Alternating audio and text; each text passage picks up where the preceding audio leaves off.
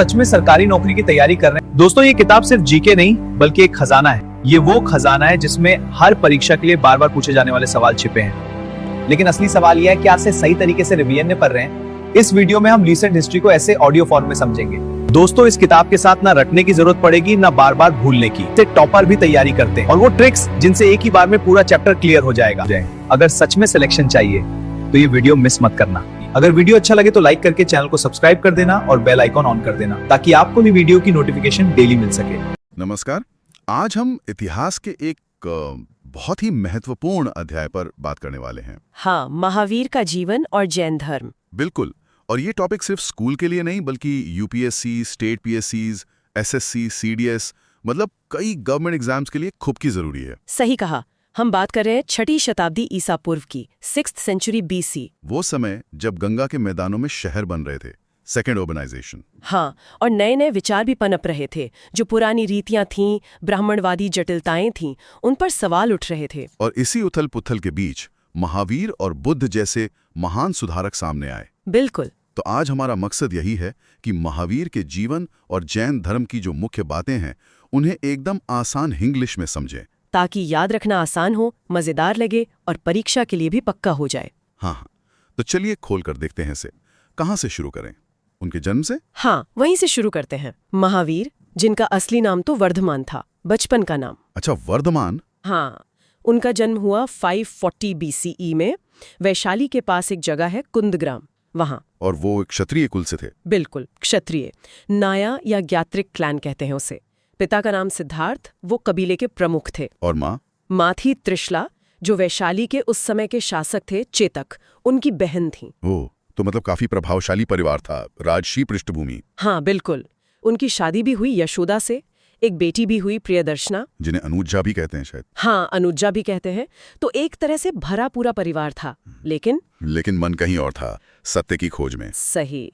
सांसारिक जीवन उन्हें रोक नहीं पाया और 30 साल की उम्र में, मतलब भरी जवानी में, उन्होंने घर, परिवार, राजपाट सब छोड़ दिया। सब त्याग दिया, रिनंसिएशन जिसे कहते। ये तो बहुत बड़ा फैसला रहा होगा। बहुत बड़ा। और इसके बाद की यात्रा तो और भी कठिन थी। हाँ, वो ज्ञान प्राप्ति वाली यात्रा। कितने साल लगे उसमें? पूरे 12 साल। कठोर तपस्या, मतलब कठिन तप, ध्यान लगाना, मौन रहना, खाना पीना, बस भिक्षा मांगकर गुजारा करते थे। और वस्त्रों का भी त्याग कर दिया था, जैसा दिगंबर मानते हैं या फिर श्वेतांबर मानते हैं कि सादे सफेद कपड़े पहनते थे। 12 साल इस तरह। कमाल की सहन शक्ति और इच्छा शक्ति। बिल्कुल, आत्मनियंत्रण की पराकाष्ठा थी। और फिर अंत में सफलता मिली, ज्ञान प्राप्त हुआ। हाँ, बिल्कुल। 42 साल की उम्र में झिमघिक ग्राम नाम की जगह के पास, झिमघिक ग्राम, ये याद रखना होगा। हाँ, नदी थी ऋजुपालिका। उसके किनारे एक साल के पेड़ के नीचे उन्हें सर्वोच्च ज्ञान मिला, जिसे कहते हैं केवल ज्ञान। केवल ज्ञान मतलब ओमनिशेंस, सब कुछ जानने वाला। हाँ, पूर्ण ज्ञान। और इसके बाद ही वो जिन कहलाए। जिन मतलब विचिता। हाँ, जिसने अपनी इंद्रियों को, अपने कर्मों को जीत लिया हो। और उनके अनुयायी जैन कहलाए। अच्छा, तो जिन से जैन बना। उन्हें महावीर और केवली भी कहा गया ना? बिल्कुल। महावीर मतलब महान योद्धा और केवली मतलब सर्वज्ञ, जिसे केवल ज्ञान हो। ठीक है। तो ज्ञान मिलने के बाद उन्होंने क्या सिखाया? जैन धर्म की कोर टीचिंग्स क्या हैं? देखिए, जैन धर्म का जो सार है वो है त्रिरत्न में। 3 jewels. Right faith, right knowledge, right conduct. एकदम सही। सम्यक दर्शन, सम्यक ज्ञान और सम्यक चरित्र। और सम्यक चरित्र यानी राइट कंडक्ट, इसके लिए वो 5 व्रत हैं। हाँ, पंच महाव्रत। ये बहुत महत्वपूर्ण है। वो ASABA वाली ट्रिक शायद यहाँ काम आ सकती है। हाँ, याद रखने के लिए अच्छी है। ए से अहिंसा, नॉन वायलेंस, ये सबसे महत्वपूर्ण है। सबसे ज्यादा जोर इसी पर है। हाँ, बहुत ज्यादा। फिर एस से सत्य, ट्रूथ, हमेशा सच बोलना। ए से अस्तेय, नॉन स्टीलिंग, मतलब जो दिया नहीं गया वो नहीं लेना।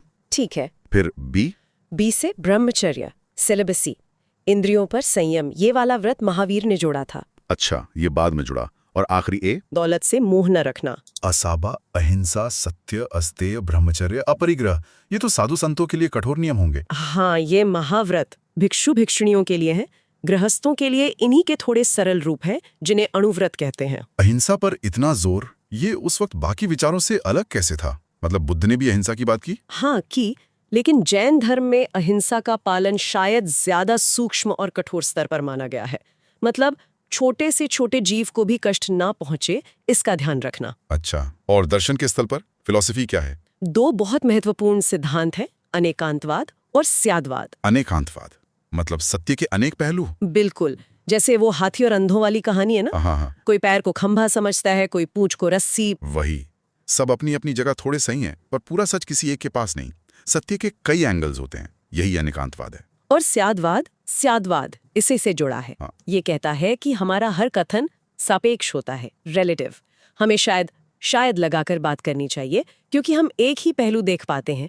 शायद ये ऐसा है, परहैप्स इट इज। ये तो काफी गहरा विचार है, रियलिटी को समझने का एक अलग नजरिया। हाँ, और तीसरा महत्वपूर्ण सिद्धांत है कर्म का। कर्म थ्योरी, ये कैसी है जैन धर्म में? यहाँ कर्म को एक तरह का भौतिक पदार्थ, सटल मैटर माना गया है, अच्छा, फिजिकल जैसा। हाँ, मतलब सूक्ष्म रूप में। और यही कर्म जन्म मरण के चक्र का कारण बनता है। तो मोक्ष का मतलब है इन कर्मों से पूरी तरह मुक्ति पाना, आत्मा का एकदम शुद्ध हो जाना। समझ गया। तो ज्ञान प्राप्ति के बाद महावीर स्वामी ने इन विचारों को फैलाया कैसे? उन्होंने अगले 30 साल तक उपदेश दिए, खूब यात्राएं की, मगध, मिथिला, इन सब इलाकों में। भाषा कौन सी इस्तेमाल की? संस्कृत तो कठिन होती होगी ना आम लोगों के लिए। अर्धमागधी, ये उस समय आम लोगों की बोलचाल की भाषा थी। ताकि संदेश सीधे लोगों तक पहुंचे। बहुत प्रैक्टिकल अप्रोच थी। हाँ, और उन्होंने एक व्यवस्थित संघ भी बनाया। संघ, ऑर्गेनाइजेशन, इसके लिए भी कोई मेमोरी ट्रिक थी? MSLL? हाँ, 4 स्तर का संघ था।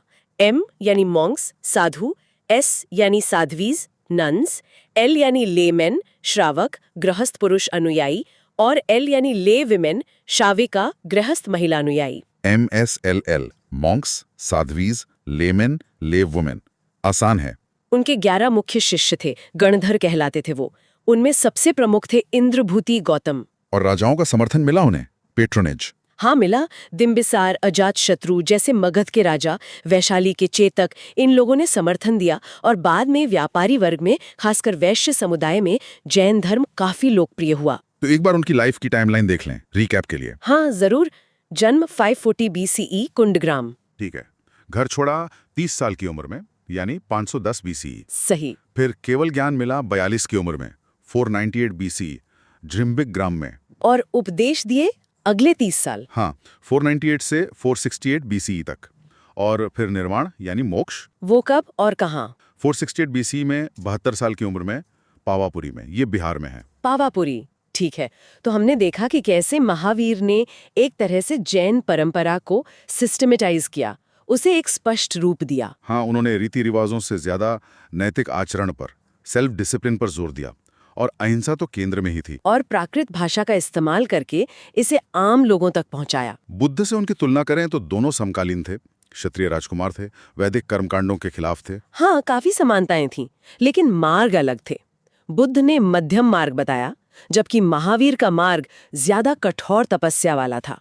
अहिंसा पर जोर महावीर में शायद और भी ज्यादा रैडिकल था।